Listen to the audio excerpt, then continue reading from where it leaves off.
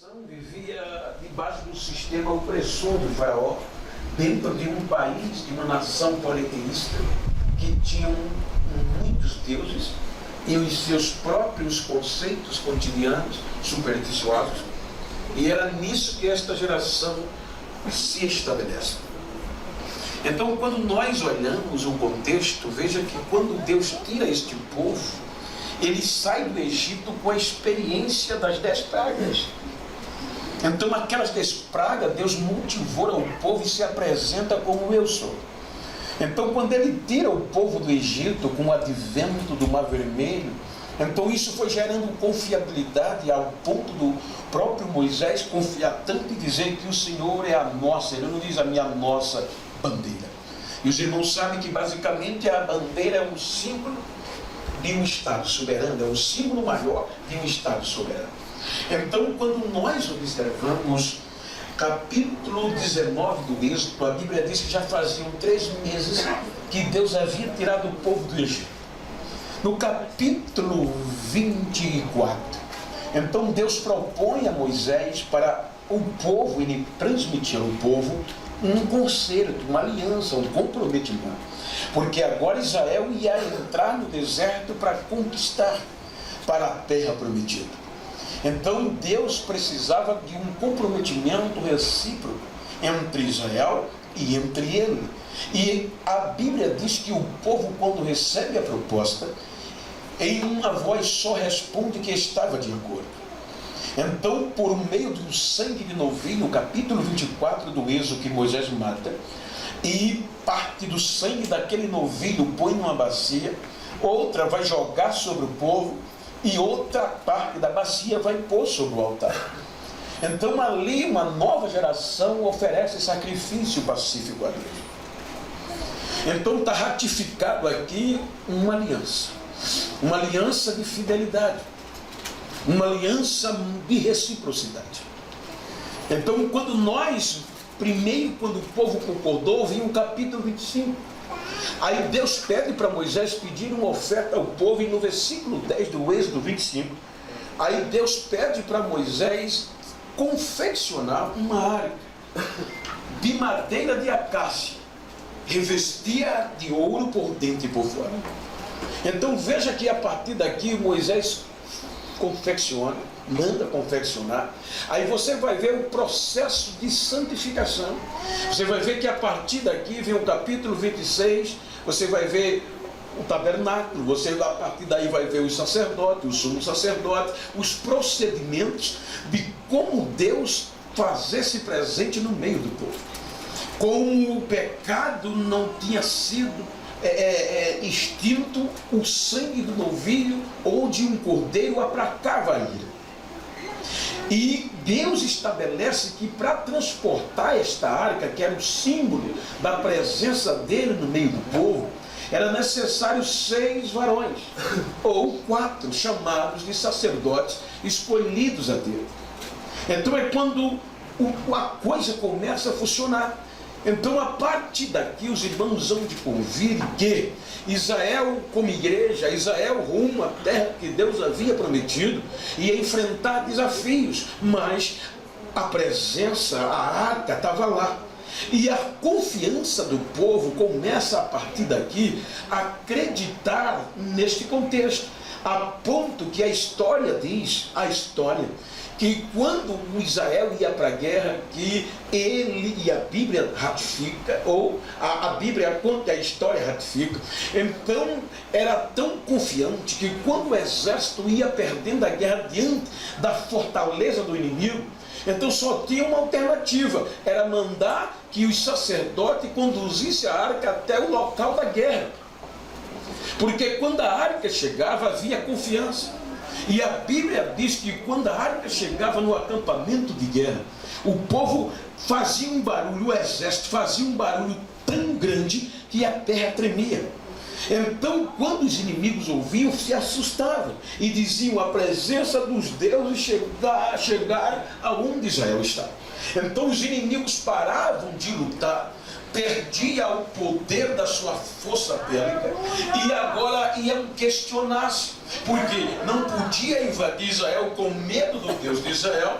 E a Bíblia diz que quando a arca chegava com os adoradores, o exército ia para a última fila, os guerreiros valentes iam para trás. Quem tomava a primeira fila era o sacerdote com a arca no ombro, e os adoradores entre o exército e os sacerdotes. Então, quando os inimigos viam a presença desta arca, que era o símbolo da presença de Deus, eles começavam a se preocupar. E a história diz que o Deus de Israel confundia os inimigos, e em vez dele entrar para atacar Israel, eles embaraçavam-se e lutavam contra eles mesmos. E os sacerdotes pararam, e os adoradores cantando, e os inimigos se destroçando, se destruindo, e o exército só olhando sem precisar lutar.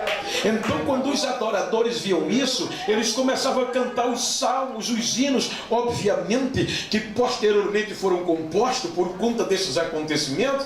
E a Bíblia diz que eles começavam a olhar para o outro, e os adoradores começavam a gritar, vendo que a vitória já era garantida. Eles compunham, por exemplo, eles começavam a falar como o Salmo 46: olha, o Senhor é o nosso refúgio, a nossa fortaleza, é o nosso socorro bem presente na angústia, por o que não deveremos temer. Ainda que, veja o tamanho da credibilidade, ainda que a terra seja abalada e os montes se projetem para o meio dos mares, e pelo este projetar as águas se perturbem e produzam tsunami no nosso contexto, a gente não pode ter medo, porque o nosso Deus, ele levanta a voz e a terra se derrete. Então eles iam adorando. Ele dizia: há um rio cujas correntes alegra santuário de Deus, a morada do Altíssimo, e Deus está no meio dela, e ela não vai ser abalada. Ele a ajudará até o romper da manhã, vai vir vitória, descansa. Venham, venham, venham ver. Eles viravam para o exército e diziam: venham ver o que o nosso Deus está fazendo ali na terra. Ele levanta a voz e acaba com a guerra até o final da terra. Olha, ele está quebrando o arco, ele está quebrando lança, ele está queimando o carro no fogo. Acalme, e a guerra não é de vocês, o Senhor é quem vai guerrear. Veja que a arca protagonizava os maiores eventos. Meu Deus! Moisés morre, Josué assume. Então Josué é o primeiro desafio, o Jordão, ribanceira. Aí vem Deus: Senhor, o que é que eu faço? Manda o povo santificar. Porque se você observar na Bíblia, onde tinha santificação, a presença de Deus produz vitória e bênção. Quando não tinha, era vergonha e derrota.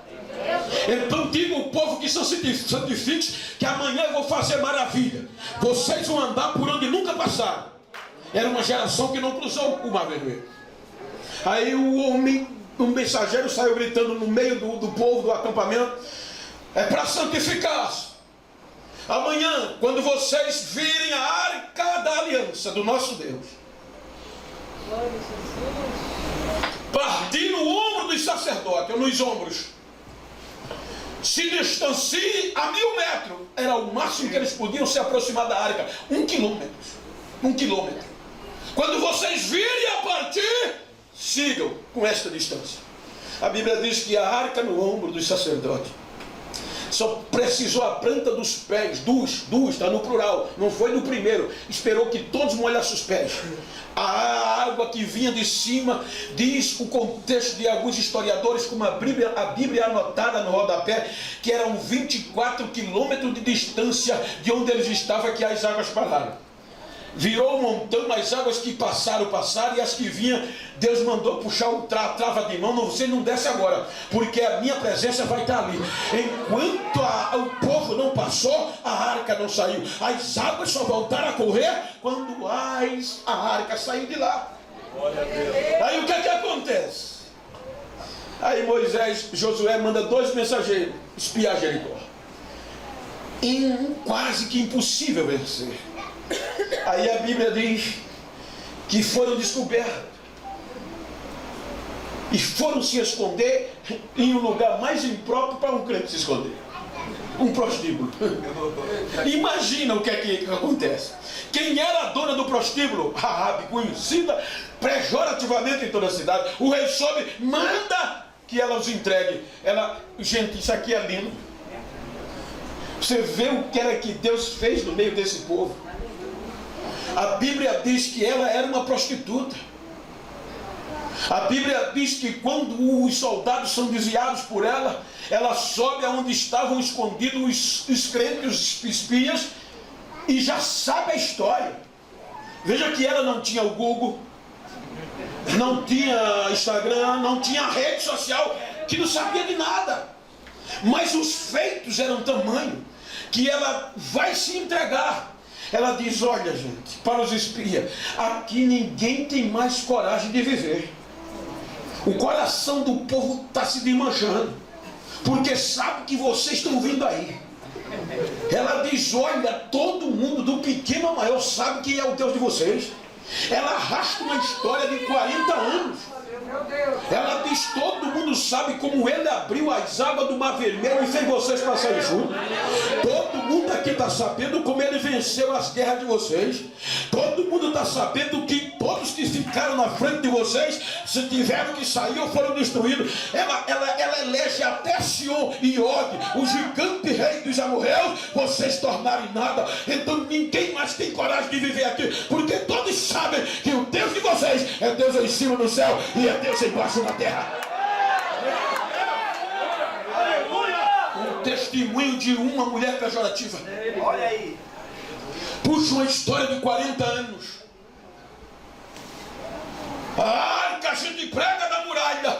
A gente lembra das trombuzinas, lembra dos gritos, mas era a arca que estava lá. A arca estava no ombro dos sacerdotes quando a muralha foi implodida. Meu Deus. Então eles entram na terra prometida. Josué distribui a terra, cada tribo a sua porção. Capítulo 2 de Juízes, Josué morre. E os anciões. Israel ficou sem rei e sem líder.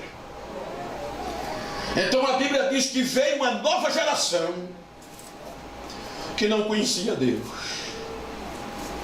E essa nova geração começou a viver e andar e fazer tudo o que queria, sem considerar a história do passado. Não levar em conta o passado e os conselhos de Moisés e Josué. Cada um começou a escolher os seus deuses, deixando Deus para trás. E a coisa foi ficando feia. Não tinha mais santificação, não tinha mais predisposição, cada um vivia do jeito que queria e não tinha rei. Então veio o capítulo 4 de 1 Samuel contar a história que no meio desse marasmo espiritual, agora a crise se estabeleceu. Os próprios sacerdotes que tinham a obrigação de cuidar, de zelar pela presença, o símbolo da presença de Deus, não ligou, que eram os filhos de Eli, e o próprio Eli não chegou à atenção máxima. A corrupção chegou, os interesses particulares, o roubo começou a surgir. Aí vem os filisteus desse marasmo lutar contra Israel. Israel pega o exército e manda para enfrentar os filisteus. 4.000 soldados israelitas perdem a vida. Aí Samuel capítulo 4 versículo 5 diz, era costume. Isso que eu estou dizendo é com base, o que eu contei é com base nisso.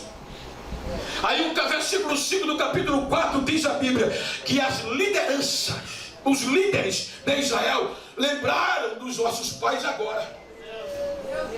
Lembraram da história quando a coisa apertou e não tinha mais jeito. Aí disseram, manda trazer a arca de Deus para a terra. O mensageiro foi lá, botou a arca no ombro dos sacerdotes. Os filhos de Eli, com todo respeito obviamente à história, todos na indumentária, todos arrumadinhos, vão seguindo a arca, mas só tinha aparência. Se você ler o capítulo 4, versículo 5 de Samuel, quando a arca chegou no meio do arraial, no campamento de guerra, está escrito que o povo, os soldados, os mensageiros gritavam com tanta alegria que a terra tremia do barulho que eles faziam. Os filisteus, sabendo, quando ouviram o barulho, disseram: o que é isso? Aí alguém disse: a arca do Deus de Israel chegou lá. Aí os filisteus dizem: sai de nós, vamos morrer. Nunca nos aconteceu algo assim. Enfrentar a guerra. Israel perdeu a guerra. Vergonha e derrota. Para piorar, os filisteus levaram a arca. A vergonha veio. A Bíblia diz que o mensageiro foge das fileiras e vem para Siló, que era o templo central, aonde estava o tabernáculo. Ele já vem gritando, desesperado. Quando o sumo sacerdote viu, perguntou: o que é que houve? Tem boas notícias? Ele diz: Israel perdeu a guerra. O velho aguentou isso. Tem outra má notícia: os teus 2 filhos, os 2 morreram. Ele aguentou a notícia. Mas quando o mensageiro gritou: e a arca de Deus? Porque mesmo velho, ele sabia que o cargo, a função é bom, mas o segredo é a presença. Pregar bonito, cantar bonito é dever, mas sem presença é só um orador. Porque para pregar bonito, cantar bonito, fizer essa diferença, a gente perde 10-0 para muito político e para muito cantor da música popular. Mas a diferença está na presença. A diferença está na presença. Quando ele sobe, caiu na cadeira. A notícia da morte dos 2 filhos no dia só ele aguentou. Mas quando ele soube que a arca foi tomada, caiu e morreu. A sua nora, uma viúva, nem sabia da notícia do marido que a mãe morreu, estava grávida. Quando ela soube: o teu marido morreu, a criança aguentou lá dentro. Israel perdeu a guerra. Cadê a cantora? A criança não fez nenhuma. Mas quando ela soube, e a arca de Deus foi tomada, o coraçãozinho menino não aguentou. Ela teve contração de parto e teve um parto prematuro. O parto foi tão prematuro que ela não suportou a dor e morreu. Mas antes de morrer, ela disse: olha, deixa o nome dele Icabote, que quer dizer: e se for a glória de Israel? Sem a presença não tem glória.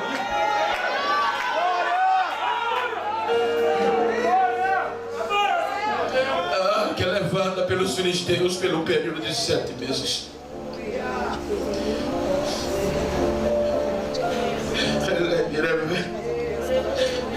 Os filisteus tentaram desafiar, mas só foi vergonha e derrota para eles e Dagom. Ninguém em Israel teve coragem de lutar para ir buscar. Por meio de provas, os filisteus devolvem depois de 7 meses, reconhecendo que era o Deus de Israel. A arca vai sendo conduzida por 2 animais semiparidos, sem vaqueiro, sozinha. Escolheram o caminho de Bet-Sem, terra de Israel. Quando eles viram a arca, não tiveram reverência e foram pegar como se fosse qualquer coisa. 70 homens morreram. Aí disseram aos moradores de Kiriat-Jearim: venham buscar a arca de Deus. Os filisteus devolveram. Eles estavam se afastando dela porque ela está produzindo morte. Claro, se não tem santificação vai morrer.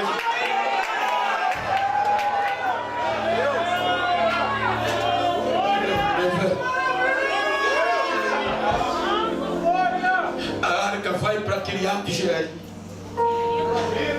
Saul começa a reinar. Por quê? Porque o povo já não tinha mais a arca para ir para a guerra. Todas as outras nações iam a reis. E agora eles nem tinham rei e nem tinham arca. Aí procuraram Samuel e disseram: nos dá um rei, como as outras nações tinham. Veja que quando Samuel vai falar com Deus, Deus diz: não, fica tranquilo, não foi você que eles rejeitaram, não, foi a mim. Eu vou dar o que eles querem. Saul reinou cerca de 40 anos. Você não vê registro de ele investir um centavo para buscar a arca de Deus de novo. Ele morreu, vem Davi, o maior adorador em um contexto de louvor do Novo Velho Testamento. Quando ele assume todo o poder de Israel, Hebron e Jerusalém, é rei de todo Israel. Primeira coisa, como adorador,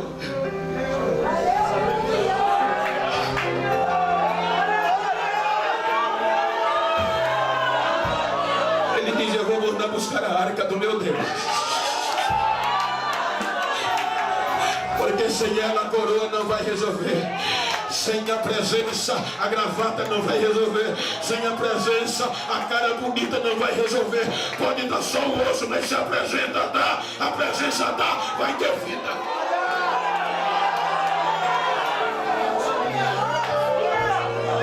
Não se prepara nas medidas de vidas e exigidas.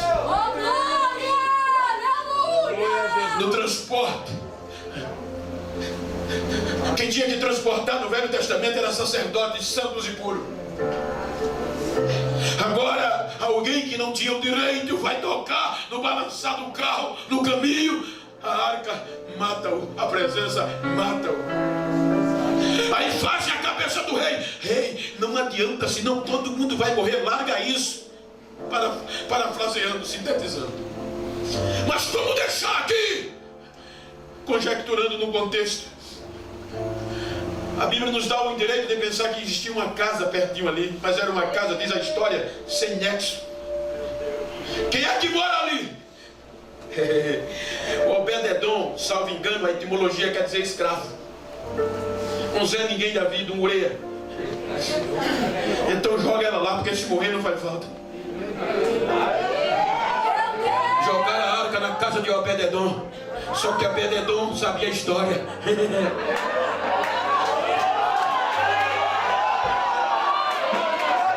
Ele abre o coração, a arca entra, o rei e toda a equipe passa, nem olha, vai para Jerusalém e a arca fica. Quando dá um mês, a notícia chega em Jerusalém: o homem não morreu ainda.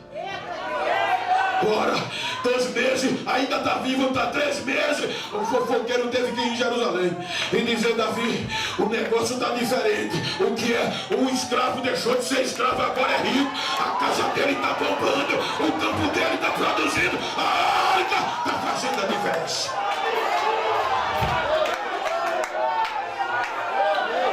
Ele agora investe pesado. Ele agora santifica-se e vai do jeito que Deus quer. Vão na casa de Obed-Edom. Ai, diga para quem está ao seu lado: diga, eu estou com dó. Ninguém te desprezava. Gente, na presença, com a presença. Esse neguinho está aqui, vocês estão aqui para me ouvir, não. Porque preto tem um mundo aqui, podia ser qualquer um. A diferença é a presença. Ele vai de uma maneira tamanha que a cada 6 passos ele fazia um culto de ação de graça. Cada 6 metros da região de Obed-Edom para Jerusalém. Quando vai chegando em Jerusalém, ele já não aguentava mais. A Bíblia diz que ele rodava no pé só. Vou parafrasear para o nosso tempo. Ele batia a palma, como diz o povo da vigília do ciclo da oração, rodava no pé só, fazia o reteté, rasgava a veste de rei, não ligava mais para nada, embolava no chão. Quem estava frio olhava pela janela e dizia: o rei está vadio, mas ele estava cheio. Alguém me pergunta: por que é que tu prega pulando tanto, chorando tanto? Filho, o rei, o maior rei de Israel, não aguentou, pulou correu, dançou, caiu no chão. Imagina eu preto, eu pulo, eu rodo, eu canto, eu grito, porque é a presença, é a presença, é a presença.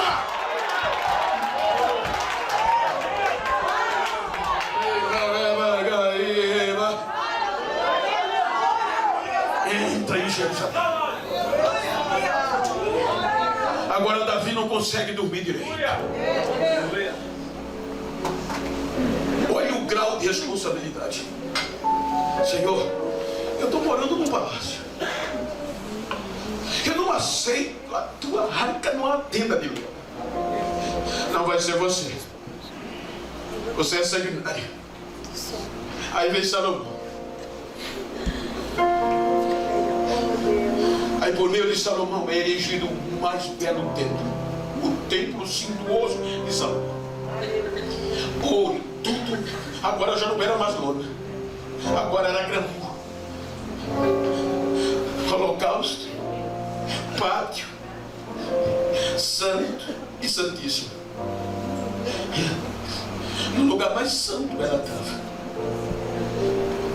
Como a liturgia existia, foi Deus que pediu um homem só. Porque o sangue do novilho não tinha capacidade de apagar o pecado. O sangue do novilho não aniquilou a dívida, abracou. Então o ser humano comum não podia chegar na presença de Deus. Com base no livro de Josué, o máximo que o Israel chegava era 1000 metros, 1 quilômetro. E só um homem santo escolhido, a maior autoridade, o sumo sacerdote, uma vez no ano, Aleluia! poderia cruzar o mar. Quando o acampamento saía, mas agora não tinha, o templo era lá, e só ele entrava. Aí veio o glamour. Aí veio a riqueza. Aí Salomão se ensoberbece. Deus, aleluia! Aí Salomão agora já não aguenta manter a luxúria do rei. Vejam o que a presença fazia. A Bíblia diz que muitos reis, não era só a rainha de Sabá, a Bíblia relata, mas a história diz que muitos outros faziam investimentos grandes, com viagens, com presentes, só para vir para Jerusalém. É Deus! Para ver o que Deus fez. Jerusalém se torna tão honrada que Jeremias diz que ela era conhecida como a princesa das nações, por todos que havia, chamavam-lhe de princesa. Para manter a luxúria,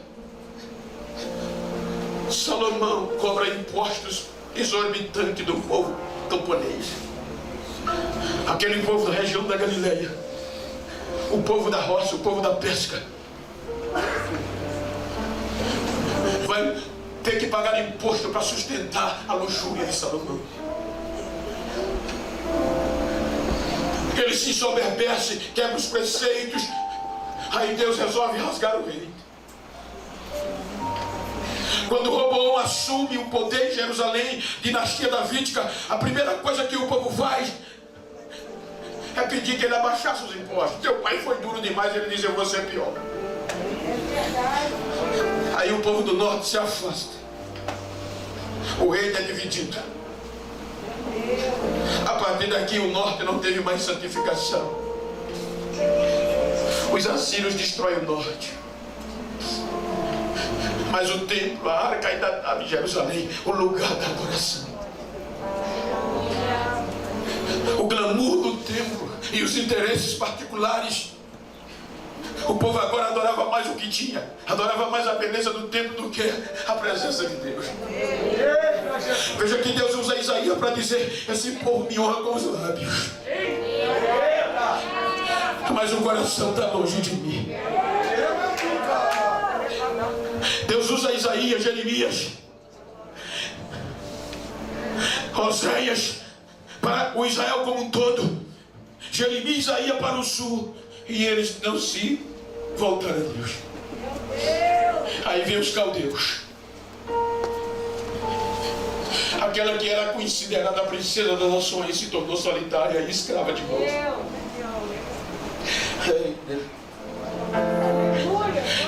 Isaías olha e diz: ó Jerusalém, como tu estás sozinho. As tuas ruas eram cheias de gente, dizia a gente, mas agora só tem raposas e chacais. A vergonha vem, e aquele povo que saiu para a liberdade volta a ser escravo na Babilônia e na Síria. A partir daqui você não vê mais registro da arca, salvo engano, tanto bíblica como extra-bíblica falando.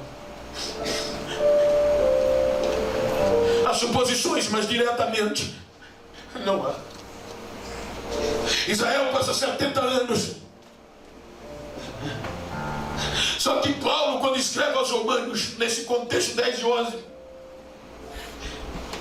ele vai falar que Israel não tinha desculpa,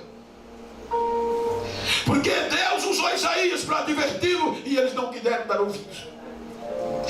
E ele diz: Isaías falou mais ousado. O Senhor mandou dizer que estendeu as mãos para um povo rebelde. Mas eu vou meter ciúme em vocês.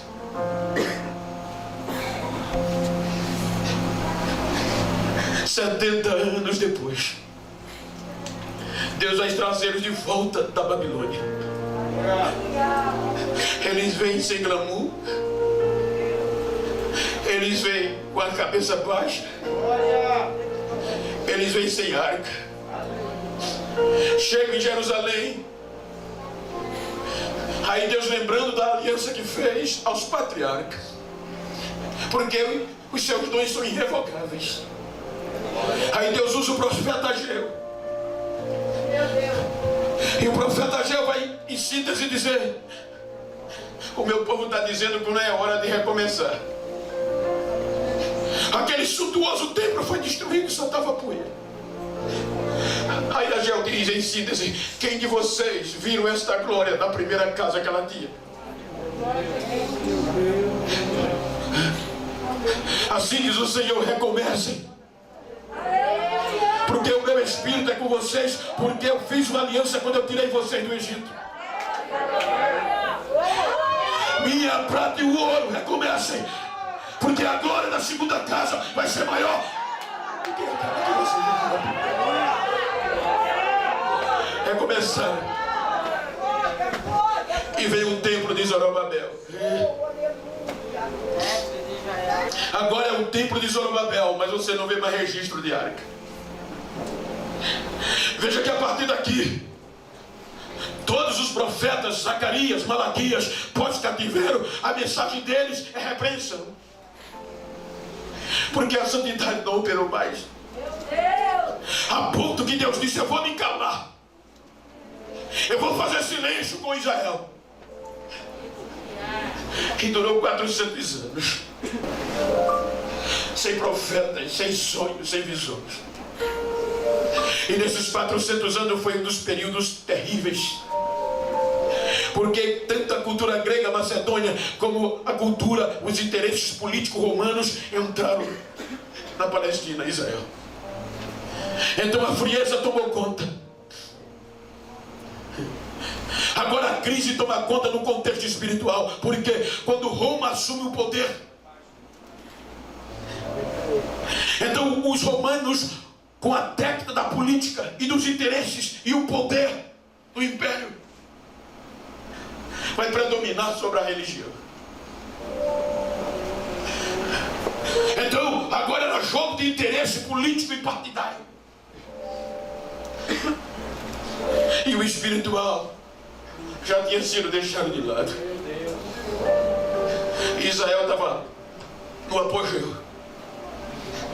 Só, amigos, que eu achei lindo, eu disse o pastor: eu aqui estou em casa, porque tem país que eu vou que só tem eu de preto. Quando eu vi vocês, eu quase falo em línguas estranhas, porque aqui a gente nem na igreja entrava.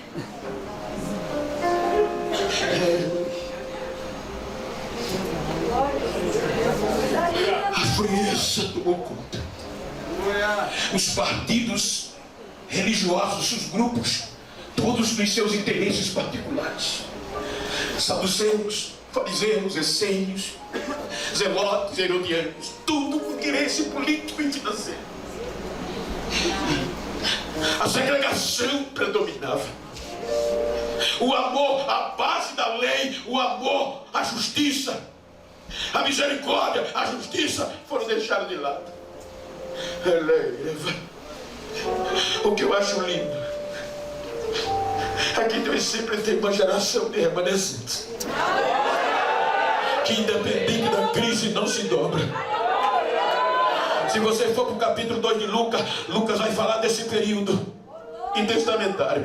Ele diz que mesmo no tempo da frieza havia um homem que ele não apresenta como um sacerdote, não apresenta como obreiro, apresenta como um crente, que o Espírito Santo era sobre ele. No meio da crise, o Espírito Santo ainda tinha alguém, um homem chamado Simeão, e o Espírito Santo era sobre ele, e o Espírito Santo falou no ouvido dele: ei, você não vai morrer enquanto não vê a glória entrar por essa porta.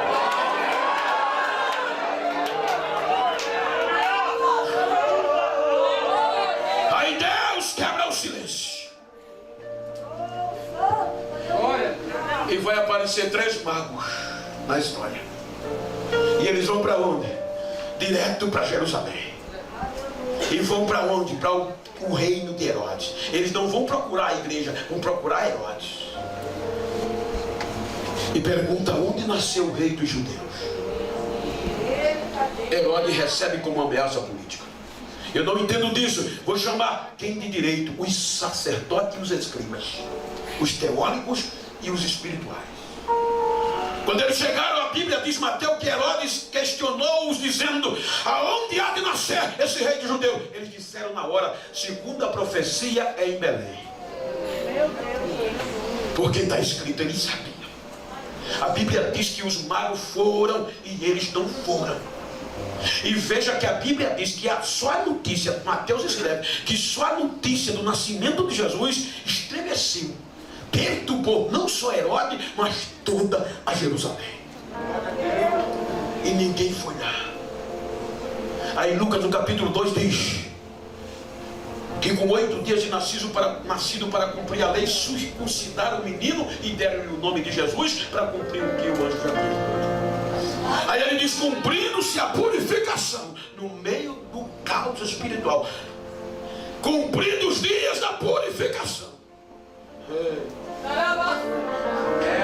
Quando era o período do resguardo acabar, na nossa linguagem, dela e do menino, era necessário, para cumprir a lei, que todos os filhos do sexo masculino fossem levados o tempo para apresentar. Se o casal tivesse recurso, levava um cordeiro, ou se não fosse pobre, levava um par de pombo ou um par de bolinhos. Como eles eram pobres, agora era no tempo. Ninguém deu atenção. Isso é que Paulo diz que Israel não tem desculpa. Aí vem Maria com José, um par de rolinha na mão, de um pombo, e no braço de Maria quem era que vinha? A arca. E agora não era um símbolo, era o original.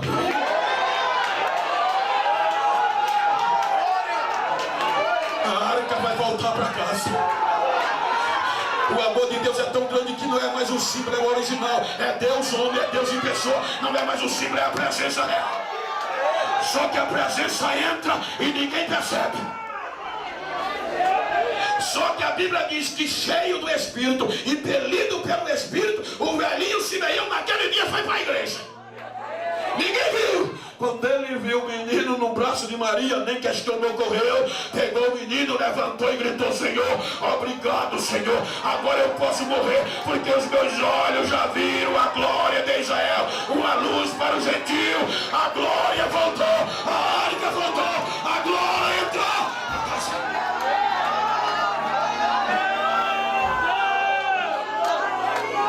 Mas eles não valorizaram. Capítulo 10, Paulo diz que Israel rejeitou a justiça de Deus. Eles rejeitaram a arca. Com 12 anos depois, ela volta sozinha para o templo. José e Maria perderam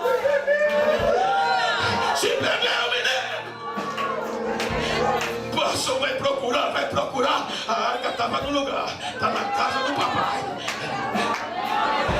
Os teólogos, doutores, vão sabatiná-la. A Bíblia diz que era normal. O conceito do Talmud diz que uma criança, ela começava a estudar de 6 a 10 anos. Com 10 anos, ela já tinha a Torá decorada, segundo o Talmud. A partir dos 14, 15 anos, só continuava a estudar os melhores dentre os melhores. Então, com 12 anos, Jesus volta para o templo. E ele agora está sendo interrogado por quem? Eita Deus, coisa linda! Eu achei lindo quando alguém falou aqui, o pastor me disse: esse é mestre. Esses homens davam de 10 a 0 na gente conforme a lei. Quando perguntaram as coisas a Jesus, que era praxe, aí Jesus dizia o que eles queriam ouvir e ainda ensinava. Aí ele dizia: não pode. Quem é esse menino? De onde ele é? Não aceitaram porque ele veio na simplicidade. Você vê que a arca, a essência da arca era madeira, o revestimento era o ouro. E Jesus veio na simplicidade da humanidade. Então eles disseram: não, não, não, ele é de Nazaré. De Nazaré não vem nada de pressa. Joga pra lá, vai embora. 29 anos, 17 anos depois, e não é que levaram a arca para um casamento de pobre.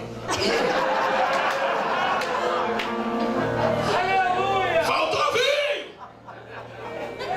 A água transforma-se em vinho no melhor da festa. Aí a notícia rola, a notícia rola, a notícia rola.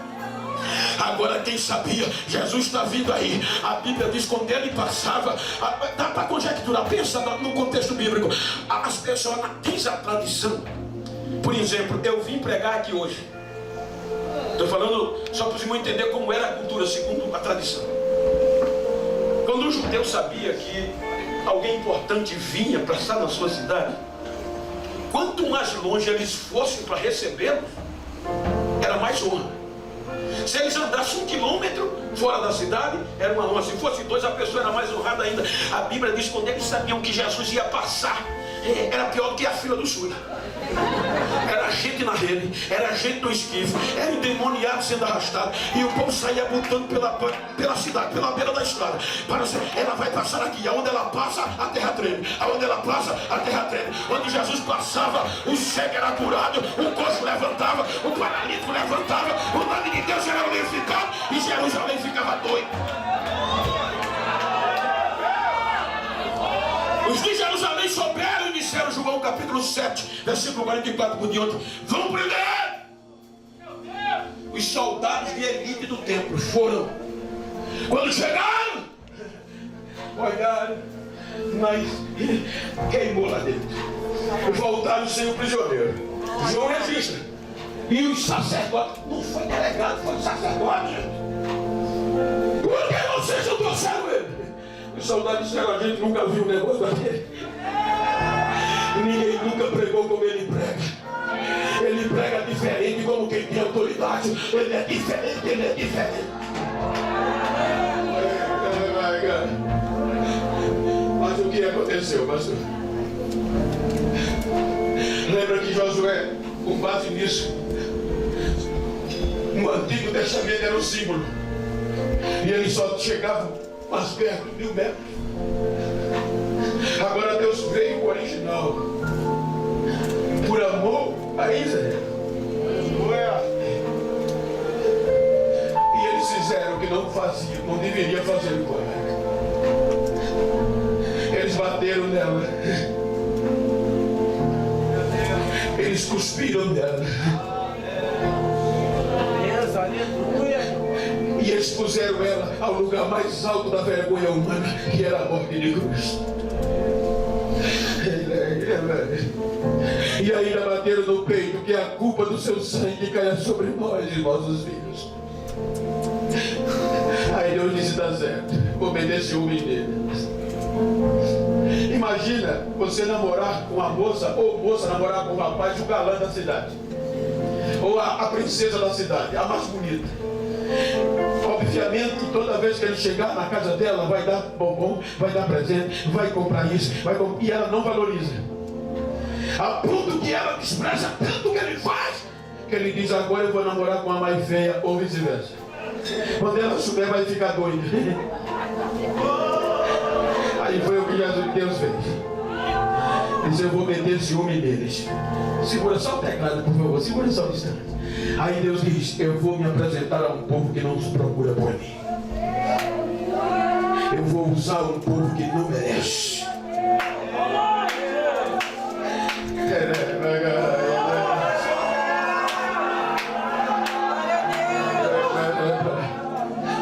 Eles botam a arca no túmulo. Eles sepultam a arca. Mas no terceiro dia, a arca sai já não na simplicidade da madeira. Ela agora já sai revestida por dentro e por fora. Não era de ouro, era a glória pura, original. Ele brinda, ele ressuscita, ele não está mais aqui. A morte não pode contê-la.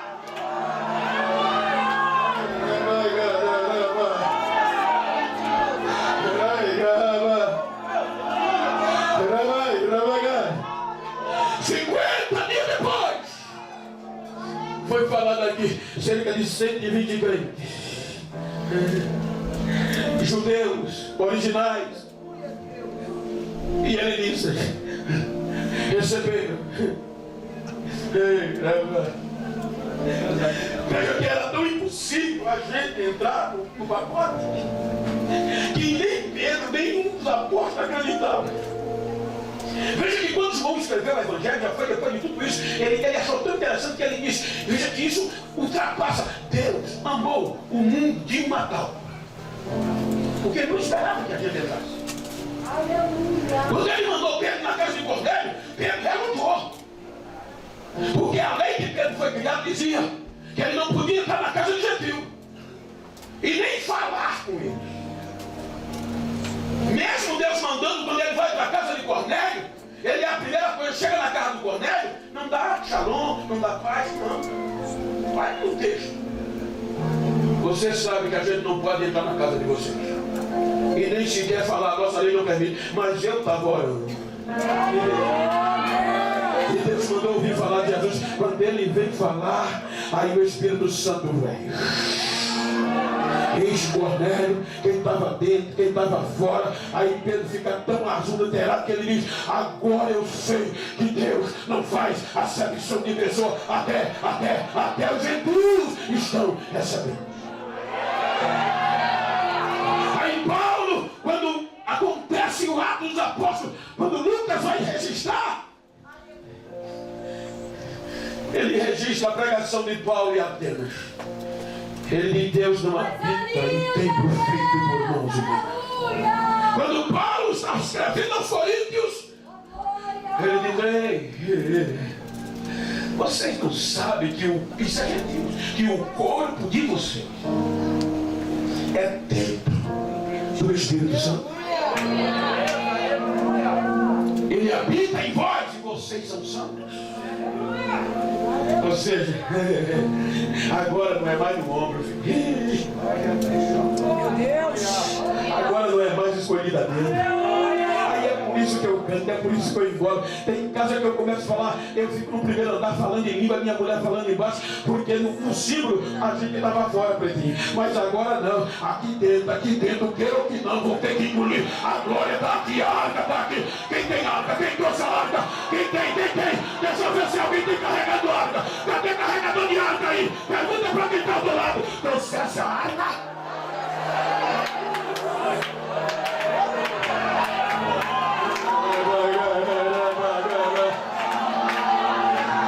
O que é que Paulo quer divertir? E eu quero falar que eu estou batendo nisso. Paulo diz: cuidado para vocês não cometerem o mesmo erro de Israel. Porque Israel foi advertido, Moisés pregou, os profetas pregaram, mas eles não ligaram. Aí ele diz: se Deus não poupou nem a Israel, que são os anos verdadeiros da oliveira, imagina vocês que eram os ambugeiros. Por isso, meus irmãos, deixa eu contar um segredo a vocês. Ele disse que Israel ficou inimigo do evangelho por conta da gente. Porque Israel não acreditava que Deus fosse nos amar de tal maneira. Meu Deus. Aí ele diz: eu vou contar um segredo, um mistério, para vocês não acharem que merecem e não serem sábios demais. É porque Deus endureceu a Israel em parte, até que se cumpra a plenitude dos gentios. Meu Deus. Até que se cumpra a plenitude dos gentios. Ou seja, olha para quem está ao teu lado e diga: enquanto a trombeta não tocar, a vez é minha, a hora é nossa. Quem vai sacudir a terra sou eu. Quem vai fazer a terra tremer é você. É a igreja, é a igreja, é a igreja, é a igreja.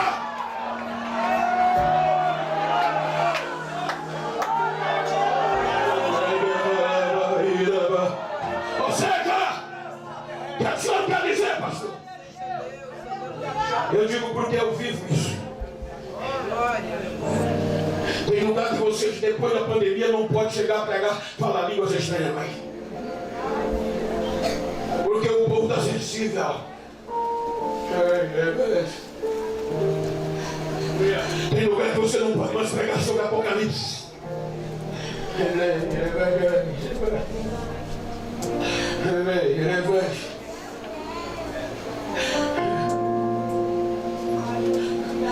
Cuidado, não cometer o mesmo erro de Israel.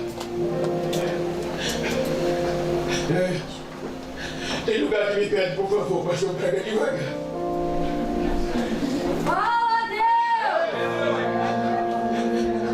Mas no dia 1º de novembro de 2021, 23 horas e 54 minutos, eu estou pregando numa igreja pentecostal, não estou? Eu estou pregando numa igreja que ainda tem a arca, não estou? Eu estou pregando para um povo que ainda fala línguas estranhas, não estou? Eu estou pregando para um povo que acredita no batismo no meio da crise, não estou?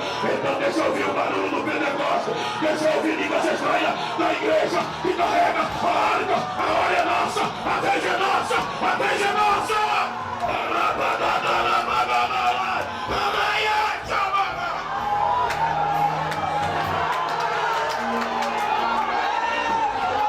Então fica de pé por um minuto só.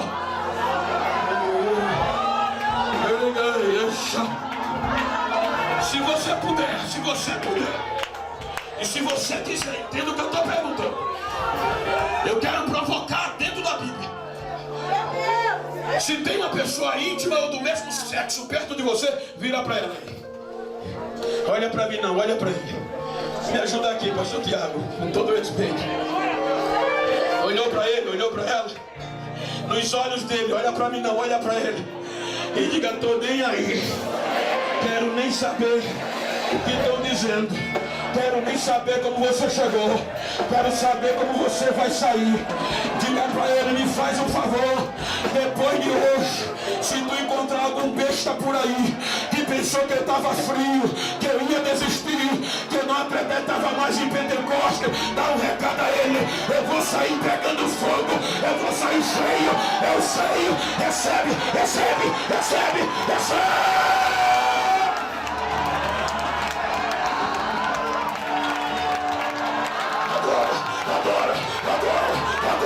Agora, recebe batismo nesta noite, recebe de novo, recebe, ele está aqui, aonde ele está, a terra treme, a presença é real.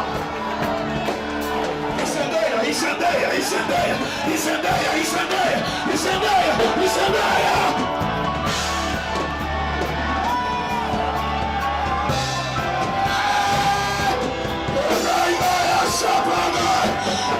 Jesus, renova Jesus, vai, tá fazendo, é Assembleia de Deus, é Pentecostal, deixa eu ver ali, vocês estão, deixa, recebe que não tem, seja batizado agora.